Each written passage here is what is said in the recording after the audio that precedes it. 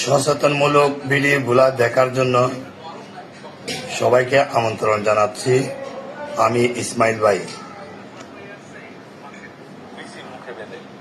এখন আমার মেয়েটা খাচ্ছে, খাইতে খাইতে রবিন ভাইয়ের ভিডিওটা দেখলাম, সেই কারণে মনে হলো যে আপনাদেরকে একটু বলি।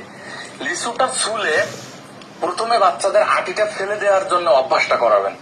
এরকম পাত্র দিবেন, ওরা যেন এরকম লিচু ছুলে সর্বপ্রথম আটিটা ফেলে দেয়, তারপরে শ্বাসটা খাবে।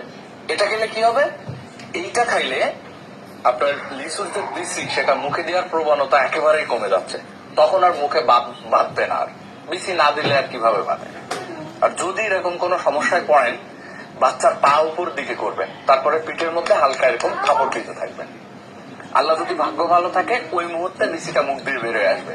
আর নতুবা ওভাবে ধরে দ্রুত কোনো পাশের কোনো হসপিটাল বা কোনো জায়গায় চলে যাবেন, যেখানে গেলে ওর একটু অক্সিজেন দিতে পারেন। দেখেন ও কিন্তু সেই কাজটা করছে, আমি ওকে এতক্ষণ বসে বসে শেখাচ্ছি, তাই না বাবা?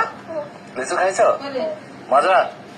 বাবুদের জন্য সবাই সচেতন হন, এই ভিডিওগুলা দেখে আর নিজের বাচ্চাকে লিচুর আঁশগুলা রেখে লিচুগুলা পেলে বাবুদেরকে খেতে দিন।